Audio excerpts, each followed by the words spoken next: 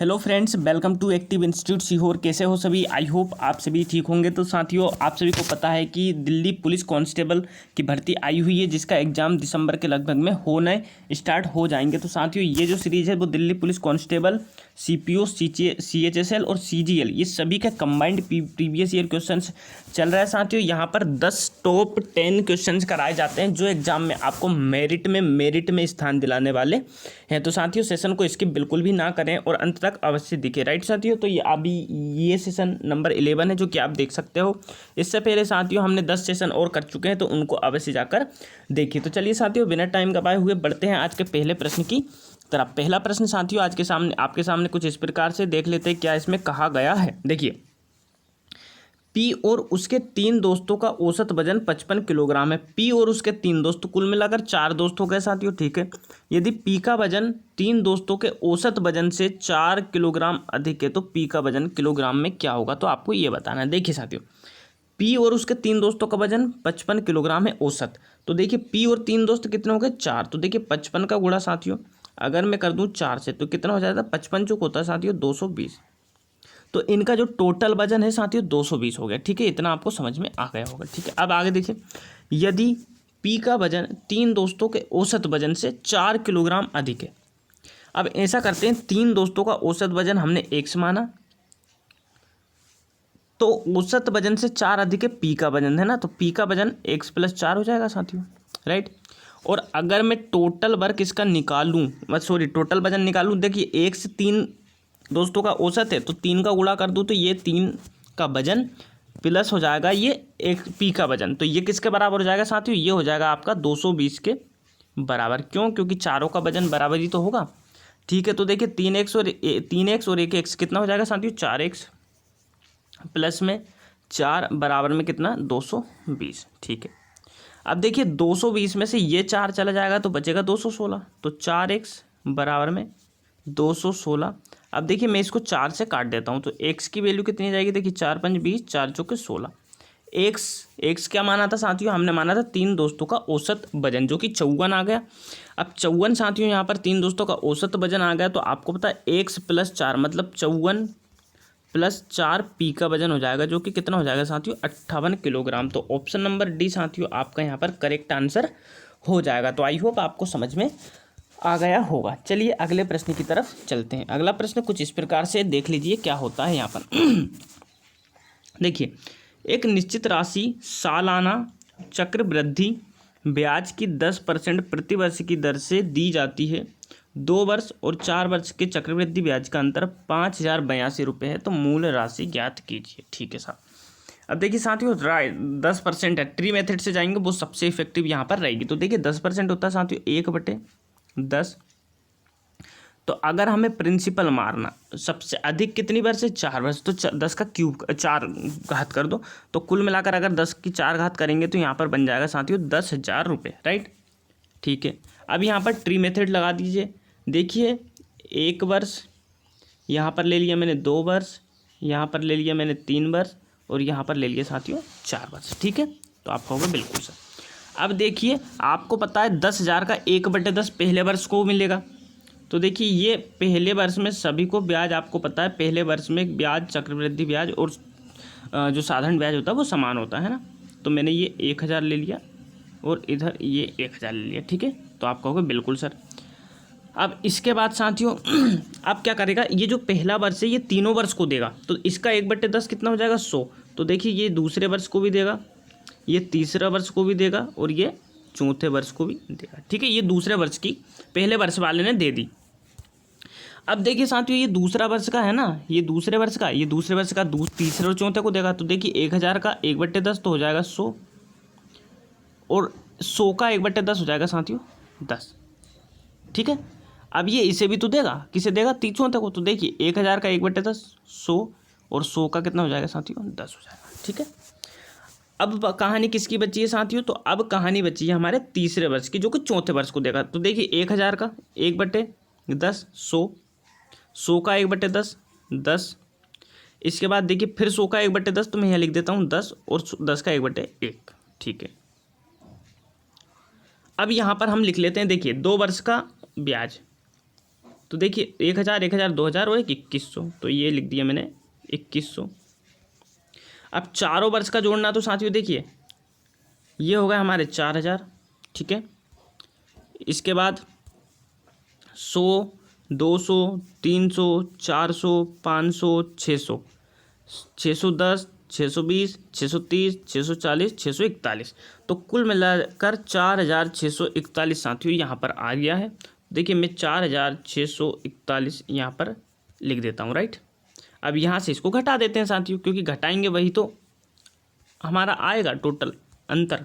तो ठीक है, देखिए 1, 4, 6 में से 1 गया 5 और 4 में से 2 गया 2। अब 2541 ये रेशियो में अंतर आ रहा है साथियों, जो कि किसके बराबर है, 5082 के। तो 5082 के बराबर कर दो।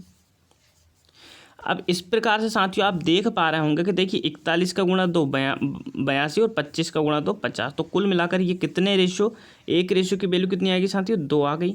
आपको ज्ञात करना है मूल राशि, तो 10,000 में 2 का गुणा कर दो, तो आपका जो आंसर है साथियों क्या आ जाएगा, वो 20,000 रुपये आपका आंसर आ जाएगा। तो आई होप साथियों आपने जो ट्री मेथड से सवाल किया उसको आसानी से आपको समझ में आ गया होगा। ऑप्शन नंबर बी आपका करेक्ट आंसर हो जाएगा। चलिए तीसरे प्रश्न की तरफ चलते हैं। तीसरा प्रश्न देखिए साथियों कुछ समबाहु त्रिभुज से है, इक्विलेटरल ट्रायंगल से है, तो देख लेते हैं।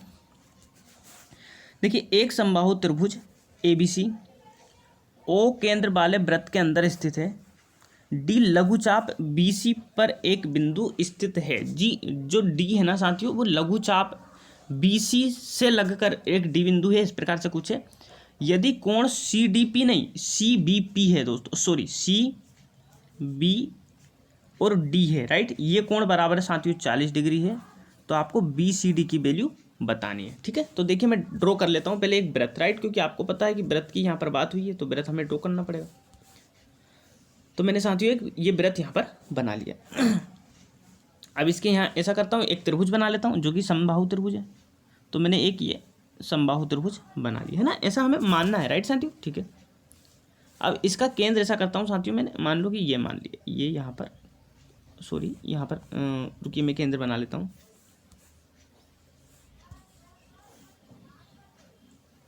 ठीक है, ये मैंने एक केंद्र मान लिया, राइट साथियों, ये मैंने केंद्र मान लिया। अब यहाँ पर हमें करना क्या है, नाम दे देते हैं। देखिए ये A हो गया, ये B हो गया और ये C हो गया। और देखिए अगर D कोई चाप पे है तो परिधि पर होगा कहीं ना कहीं, तो यहाँ पर ये हो गया D पॉइंट, ठीक है। अब D पॉइंट हो गया तो दिया CD CBD, तो देखिए B कितना हो गया साथियों, 40 डिग्री एंगल हो गया। अब आप सभी जानते हैं कि अगर इक्विलेटरल ट्रायंगल है तो ये एंगल, ये एंगल और ये एंगल तीनों 60-60 डिग्री के होंगे। तो आप कहोगे बिल्कुल सर होंगे। और आपको एक चीज़ और पता है कि चक्री चतुर्भुज में आमने सामने के कोणों का योग 180 डिग्री होता है। तो आप कहोगे बिल्कुल सर। तो देखिए एंगल A और एंगल D की वैल्यू क्या हो जाएगी, देखिए ये अगर 60 है तो मैं कर दूँ एंगल A प्लस में एंगल D बराबर में कितना हो जाएगा साथियों, 180। तो एंगल D कितना आ जाएगा साथियों, 180 में से 60 जाएगा तो एंगल D जो है 120 यहाँ पर आ जाएगा। तो ये D कितना हो गया साथियों, 120। हमें ज्ञात करना है BCD, मतलब ये एंगल हमें ज्ञात करना, ठीक है साहब। अब देखिए साथियों अगर ये 120 है ना, ये 60 है। अब यहाँ पर ये देखिए ये कितना, अब देखिए चलो उसको छोड़ो, ये अगर 120 है और ये 40 डिग्री है, ये B वाला सिर्फ इतना इतना है ना, तो 120 और 40 कितना हो गया साथियों, 160। और त्रिभुज के दोनों कोणों का योग कितना होता है, 180। तो देखिए CB और D 180 हो जाएगा, तो 180 में से घटा दो साथियों 160 को, तो आंसर कितना आ जाएगा हमारा 20 डिग्री, जो कि ऑप्शन नंबर B में दिया हुआ। तो ऑप्शन नंबर B साथियों हमारा करेक्ट आंसर हो जाएगा। तो आई होप कि आपको एक एक बारीक चीज़ें यहाँ पर समझ में आ गई होगी। चलिए अगले प्रश्न पर आते हैं। अगला प्रश्न क्या है देख लेते हैं साथियों। देखिए एक समकोण त्रिभुज के तीनों भुजाओं की लंबाई क्रमशः x-1, x+1 और x+3 है, तो कर्ण का मान ज्ञात कीजिए। देखिए समकोण त्रिभुज है, समकोण है साथियों, आपको पता है समकोण त्रिभुज ऐसे बनता है एक 90 डिग्री में ना। जो कर्ण होती है ना, मान लो मैं नाम देता हूँ A B और C, जो कर्ण होता है ना साथियों वो सबसे बड़ा होता है, मतलब ये वाला। तो देखिए x-1, x+1 और x+3 में आप सभी जानते हो कि x+3 बड़ा है, ठीक है। तो यहाँ से आप निकाल सकते हो, या फिर आप ऐसा कर सकते हो यहाँ पर कि यहाँ पर आप ऑप्शन से भी जा सकते हो। तो देखिए ऑप्शन से तो कोई भी चला जाएगा, मैं आपको डायरेक्टली सोल्व करवाता हूँ, है ना। तो क्या होता है देखिए कर्ण, देखिए ये होता है बेस का स्क्वायर प्लस में हाइट का स्क्वायर बराबर में होता है साथियों हाइपोटेनस का स्क्वायर, राइट। तो देखिए बेस कितनी है साथियों, कोई भी मान लेते हैं हम इन दोनों में से, है ना। वर्ग कर देते हैं तो x माइनस वन का वर्ग, x माइनस वन का वर्ग प्लस x प्लस टू का वर्ग बराबर में साथियों कितना हो जाएगा, ये x प्लस थ्री का वर्ग, है ना, ये हो जाएगा, है ना। तो यहाँ से अब देखो वर्ग कर दीजिए फटाफट। देखिए ए स्क्वायर प्लस में बी स्क्वायर माइनस के 2x, है ना, 2ab प्लस में कर दो फिर एक्स स्क्वायर प्लस में बी स्क्वायर प्लस में 2x बराबर इधर भी कर दो साथियों एक्स स्क्वायर प्लस में 3 का स्क्वायर 9 प्लस 9 3 दूनी 6x, है ना साथियों, ये इतना हो गया। अब देखिए जो कट रहा है काट दीजिए। देखिए 2x से 2x गया, एक्स स्क्वायर और एक्स स्क्वायर कितना हो गया साथियों, 2x स्क्वायर, 2x स्क्वायर, एक और एक कितना हो जाएगा साथियों 2 प्लस का 2 बराबर में एक्स स्क्वायर बराबर में प्लस का 9 और प्लस का 6x, राइट। अब देखिए मैं ऊपर का बाकी रफ कर देता हूँ, तो मैंने ये रफ कर दिया यहाँ पर और बाकी चीज़ें मैं अब ऊपर लिख देता हूँ, राइट, ठीक है। आइए चलो इसको भी मैं रफ कर दे रहा हूँ, है ना साथियों। चलो अब देखिए यहाँ पर इतना कुछ आ गया, तो देखिए मैं ऐसा करता हूँ इस एक्स स्क्वायर को इसमें से घटा दूँ तो बचेगा कितना साथियों एक्स स्क्वायर। अब देखिए इस 6x को मैं इधर ले आता हूँ, है ना, तो माइनस के 6x और इस 9 को इधर ले आता हूँ तो ये हो जाएगा माइनस का 7 बराबर में साथियों 0। ये आपकी इक्वेशन यहाँ पर बनी है। अगर साथियों आप इसको तोड़ोगे, 7 को अगर तोड़ोगे तो किस प्रकार से आप तोड़ सकते हो, देखिए 6 और 1 में तोड़ सकते हो, लेकिन देखिए आप यहाँ पर देख सकते हो कि किस प्रकार से यहाँ पर देखिए अगर 6 माइनस का है तो यहाँ पर 6 देखिए 6 नहीं सॉरी 7 माइनस 1 में तोड़ सकोगे ना, देखिए 6 में नहीं तोड़ पाओगे ना, क्योंकि 6 कम 6 होगा, 6 में नहीं तोड़ 7 पे तोड़ पाओगे ना, ठीक है। देखिए अब यहाँ पर आप क्या लिख सकोगे, यहाँ पर 7 और 1 में तोड़ सकोगे। अब 7 बड़ी संख्या होनी चाहिए, तो ये अगर मैं माइनस की लूँगा तो 7 हो जाएगी प्लस की और ये हो जाएगी माइनस की। तो आप सभी जानते हैं कि माइनस की जो संख्या हो तो नहीं सकती, तो कुल मिलाकर 7 ही हमारा कोई एक फैक्टर होगा। तो बस मान रख लीजिए, देखिए 7 माइनस 1 6, 7 प्लस 1 8 और 7 प्लस 3 10, तो 6 8 10। आपसे पूछा क्या साथियों, कर्ण ज्ञात कीजिए, तो कर्ण हो जाएगा 10, तो 10 आपका करेक्ट आंसर हो जाएगा, राइट साथियों। तो चलिए देख लेते हैं किस ऑप्शन में है, तो देखिए ऑप्शन नंबर सी में हमारा करेक्ट आंसर हो जाएगा दोस्तों। इसको सॉरी ऑप्शन नंबर डी आ जाएगा, कर्ण निकालना, तो ऑप्शन नंबर डी हमारा करेक्ट आंसर आ जाएगा। तो यहाँ से आप क्या कर सकते हो, कर्ण ज्ञात कर सकते हो, ऑप्शन बाई भी आप ज्ञात कर सकते हो, राइट साथियों। तो चलिए बढ़ते हैं अगले प्रश्न की तरफ। अगला प्रश्न क्या है साथियों, देखिए ए और बी की मासिक आय का अनुपात ये है, तो लिख लेते हैं साथियों ए और बी की इनकम को मैं आई से डिनोट कर रहा हूँ और 11 और 13 इनका अनुपात है, ठीक है। तो आप कहोगे बिल्कुल सर। उनके व्यय का अनुपात 9:11 है, व्यय एक्सपेंडिचर, राइट। तो देखिए एक्सपेंडिचर 9:11 है, ठीक है।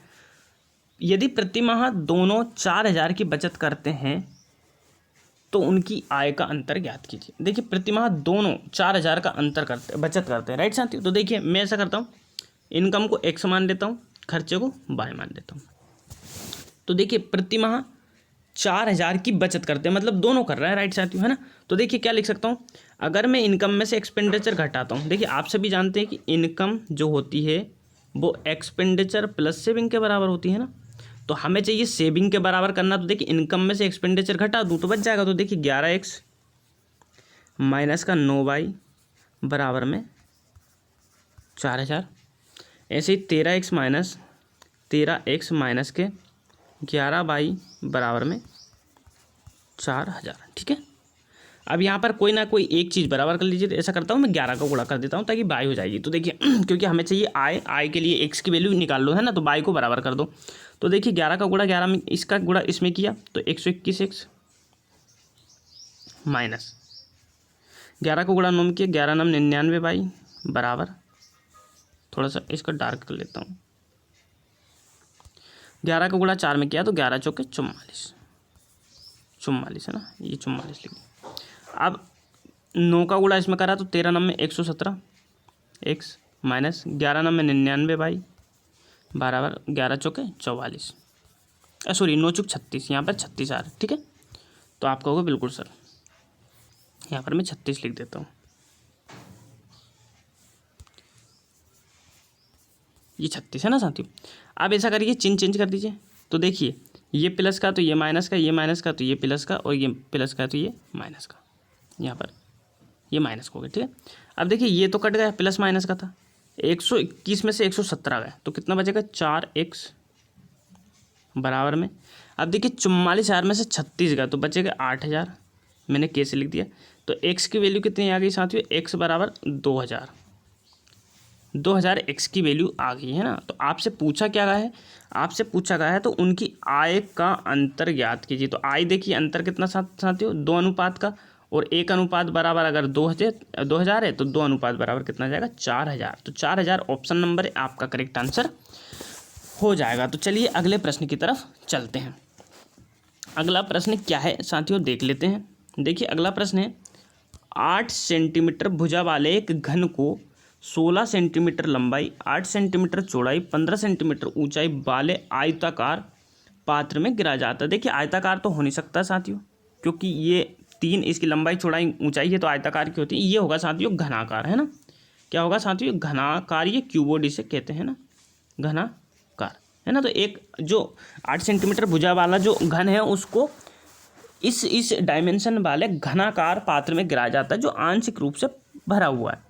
यदि घन पूर्ण रूप से डूब जाता है तो जल स्तर में वृद्धि क्या होगी। तो अब देखिए साथियों, एक चीज होगी, मान लो आपने कोई भी पात्र लिया, मान लो मैं एक बाल्टी ही बना देता हूँ यहाँ पर, ये बन गई एक बाल्टी, और इसमें आप कोई भी चीज़ इसमें डालोगे, यहाँ पर डालोगे, मान लो ये भरा है, कोई भी चीज़ डालोगे तो इसमें से पानी कितना निकलेगा, जो चीज़ जितना जगह घेरेगी सिर्फ उतना ही उसमें पानी निकलेगा, राइट साथियों।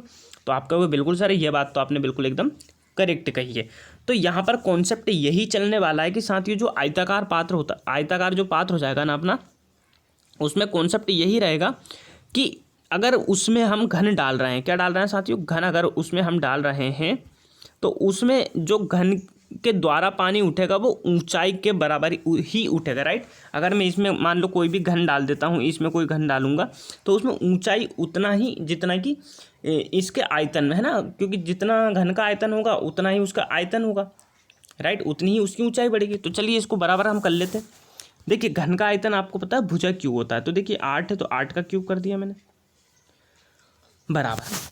अब आयताकार सॉरी घनाकार की क्या होती, लंबाई गुणित चौड़ाई गुणित ऊंचाई। तो देखिए 16 गुणित में 8, अब गुणित में एच लोगे, ये 15 नहीं लेना साथियों। क्यों, क्योंकि हमें सिर्फ वो ज्ञात करना है जो स्तर उठा है इसके डालने से, है ना। तो इन आयतनों को बराबर कर दो। तो देखिए 8 की घात 3 को लिखूंगा 3 बार गुणा में 8, और देखिए 16 को मैं लिख सकता हूँ 8 गुणा 2, और 8 तो है ही सही, और एच को मैं ऐसे लिख दूंगा ना। तो देखिए साथियों 8 से गया ये 8, 8 से गया ये 8, और 2 से गया ये 4, तो हाइट कितनी हो गई साथियों, 4। तो जल का स्तर कितना बड़ा साथियों, 4 सेंटीमीटर। ऑप्शन नंबर सी आपका करेक्ट आंसर हो जाएगा। आई होप साथियों आपको आसानी से और बहुत अच्छे तरीके से ये समझ में आ गया होगा। चलिए अगले प्रश्न की तरफ चलते हैं। अगला प्रश्न क्या है साथियों, एक खिलौना एक अर्धगोले के ऊपर बेलन के आकार का है, खिलौने की कुल ऊंचाई 15 सेंटीमीटर और अर्धगोले की त्रिज्या 6 सेंटीमीटर। तो खिलौने का आयतन ज्ञात कीजिए। तो खिलौने का आयतन साथियों हमें ज्ञात करना। तो चलिए देखिए पहले तो हम एक अर्धगोला बनाते हैं। ये अर्धगोला मैं यहाँ पर ड्रॉ कर रहा हूँ, ये मैंने अर्धगोला लिया साथियों। देखिए थोड़ा सा सही बना लेता हूँ।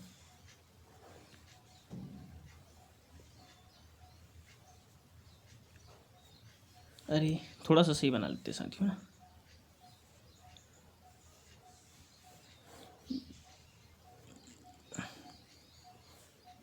अरे नहीं रे, चलो मैं इस एक सर्कल से बना लेता हूँ ताकि दिक्कत ना आए, है ना। चलिए अब मैं इसको बाकी को रफ कर देता हूँ साथियों।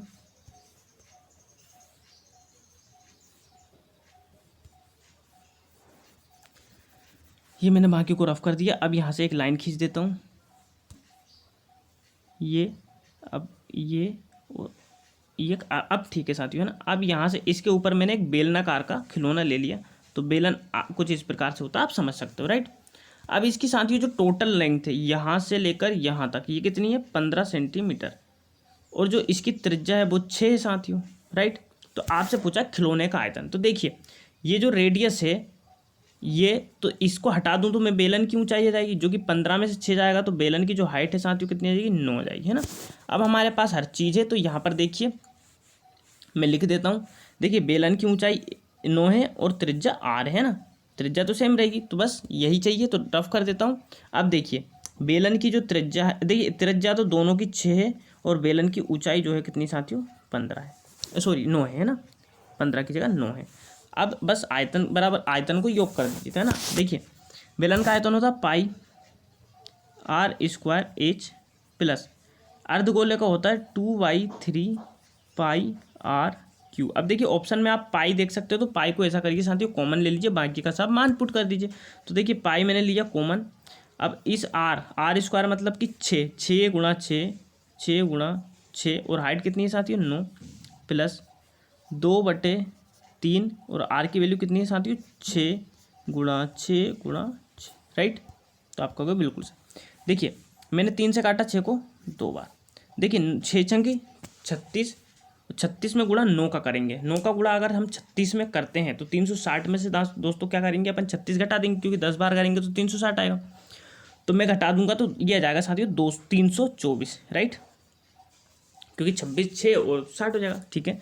अब देखिए यहाँ पर 6 छंग 36 और 36 चौक 144 होता है, ठीक है। अब इनको जोड़ दीजिए, तो देखिए जोड़ते हैं तो क्या आता है। देखिए 4 और 4 8, 4 और 2 6, 3 और 1 4 और पाई सेंटीमीटर क्यूब। तो 468 ऑप्शन नंबर डी आपका साथियों करेक्ट आंसर हो जाएगा। तो आई होप आपको समझ में आ गया होगा कि इस प्रश्न को हम कितनी आसानी से कर सकते हैं। चलिए 8वें प्रश्न को डील कर लेते हैं। क्या दिया है इसमें कि 140 रुपये में 15 की दर से फल खरीदे गए और उतने ही फल 120 रुपये में 10 की दर से खरीदे गए। यदि सभी फलों को 132 रुपये प्रति दर्जन की दर से बेचा जाए तो लाभ प्रतिशत ज्ञात कीजिए। यहाँ पर एक कॉन्सेप्ट चलता है साथियों, देखिए 140 में 15 की दर से फल और 120 में 10 की दर से फल, है ना। तो हमेशा आपको क्या करना है, जो क्वांटिटी फलों की है या चीज़ों की वस्तु को बराबर करना। तो इनको बराबर करने के लिए देखिए मैं इसमें 2 का गुणा कर दूँ, इसमें 3 का गुणा कर दूँ, उधर किया तो साथियों इधर भी 2 का गुणा और इधर भी 3 का गुणा। तो देखिए साथियों रुपये देखना है हमें, फल को नहीं देखा। 14, अब देखिए 15 दूनी 30 यहाँ पर हो गए और 10 तिया 30, तो कुल मिलाकर फल हमारे टोटल हो गए 60। और यहाँ पर देखिए 14 दूनी 28, 280 रुपये में 30 फल और यहाँ पे 12 तिया 36, 360 में भी 30 फल, ठीक है। अब इनको जोड़ो, टोटल अमाउंट करो। तो देखिए 0 8 से 14 का 4 केरिया 1 3 2 5 और 1 6, 640 यहाँ पर हुआ है। अब बोल रहा है 132 रुपये प्रति दर्जन की दर से बेचा जाए। तो देखिए दोस्तों 60 मतलब 5 दर्जन, तो 132 का गुणा 5 से करो। देखिए 5 दूनी 10 केरिया 1 5 तिया 15 और 16 केरिया 1 5 और 1 6, 660। कितने का अंतर आ रहा है साथियों, ओनली 20 का, वो भी 620 पे 640 पे, है ना। तो 20 का 640 पे। तो देखिए लाभ प्रतिशत कैसे निकालोगे, देखिए 20 का लाभ हो रहा है 640 पे गुणा कर दो 100। तो देखिए 0 से गया 0, 4 से गया 16 बार, 4 से गया 5 बार, 2 से गया 8 बार, 2 से गया 5 बार, तो 25 बट्टे में 8, 25/8% आपका करेक्ट आंसर हो जाएगा। आई होप साथियों आपको समझ में आ गया होगा। चलिए अगले प्रश्न की तरफ चलते हैं। अगला प्रश्न क्या है साथियों, अच्छी तरह से फेंटी गई 52 पत्तों की एक ताश की गड्डी में से एक ताश यादृच्छिक निकाली जाती है, मतलब रेंडमली निकाली जाती है। ना तो एक बादशाह ना ही एक काला कार्ड प्राप्त करने की प्रायिकता ज्ञात कीजिए। ना तो काला होना चाहिए साथियों, ना ही बादशाह होना चाहिए, है ना। तो देखिए टोटल पत्ते 52 हैं, 52 में से हमें एक निकालेंगे, ठीक है, ओके।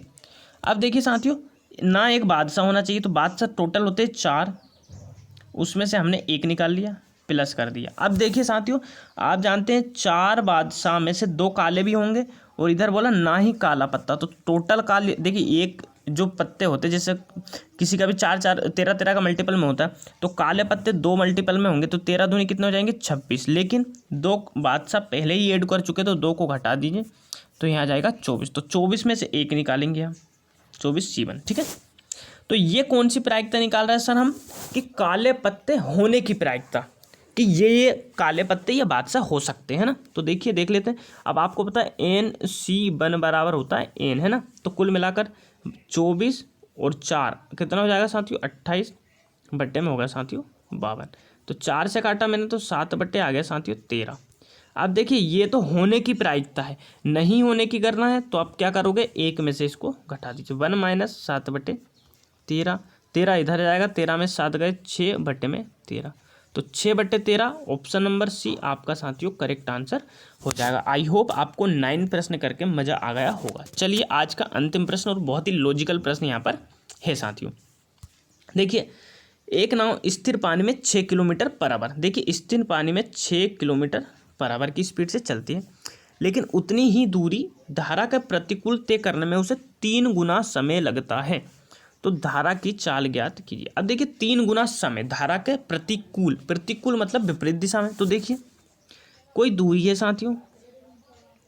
अब देखिए यहाँ पर कुछ भी मत कीजिए, आप एक चीज़ कर लीजिए, b बराबर 6 धारा के प्रतिकूल, है ना। तो हम ऐसा कर लेते हैं, यहाँ पर कोई दूरी मान लेते हैं जो कि 6 का मल्टीपल हो। तो मान लिया हमने 30 किलोमीटर दूरी गए और 30 आए। तो देखिए धारा के प्रतिकूल अगर हम गए तो कितना घंटा लगा हमें, 5 घंटा। लेकिन धारा के विपरीत दिशा में आए तो हमें 3 गुना समय लगा, मतलब कि 15 जो घंटे हमें लगे, राइट साथियों। तो देखिए ये तो 6 प्लस 2 से गए, हमें 6 से गए तो 5, लेकिन 6 माइनस हम यू से आए तो हमें कितने घंटे लगे साथियों, 15 घंटे। तो बताओ यू की वैल्यू में क्या रख दूं कि यहाँ पर 15 घंटे आ जाए 30 में भाग देने पर। तो देखिए यू की वैल्यू अगर साथियों हम 4 रखते हैं तो देखिए 6 में से 4 गए 2, तो 2 का भाग अगर मैं 30 में दूंगा तो यहाँ पर आ जाएगा 15 घंटे। तो कुल मिलाकर यहाँ पर जो है धारा की चाल कितनी हो जाएगी साथियों, 2 किलोमीटर पर आवर यहाँ पर हो जाएगी, है ना। देखिए एक बार और समझा देता हूँ अगर आपको समझ में नहीं आया तो। देखिए एक नाव की स्थिर पानी में चाल कितनी, 6 किलोमीटर पर आवर। तो b बराबर 6। अब मान लो हमने कोई दूरी मान ली, तो स्थिर जल में अगर वो 6 की स्पीड से गया तो उसे लगा 5 घंटे, राइट। अब ये बोल रहा है लेकिन उतनी ही दूरी धारा के प्रतिकूल तय करने में उसे 3 गुना समय लगा। तो कुल मिलाकर 30 तो देखो ये हो ही गया, लेकिन अगर धारा के प्रतिकूल है तो देखिए 6 में से कुछ ना कुछ धारा की स्पीड होगी जो कि 5 गुणा 3 मतलब 15 घंटे में कवर करेगा। तो देखिए साथियों 15 दूनी 30, तो देखिए 2 बराबर कितना आ जाएगा, 6 माइनस यू। तो u की वैल्यू, u इधर चला जाएगा और 2 इधर आ जाएगा, तो u की वैल्यू कितनी आ जाएगी साथियों, 4 यहाँ पर आ जाएगी। आगे बात समझ में। तो u आपका कितना हो जाएगा, मतलब कि धारा की चाल कितनी हो जाएगी साथियों, 4 kilometre per hour. I hope साथियों आज का सेशन आपको अच्छा लगा होगा। अगर सेशन के सारे प्रश्न आपको बहुत ही अच्छे लगे हैं तो प्लीज़ सेशन को लाइक करें।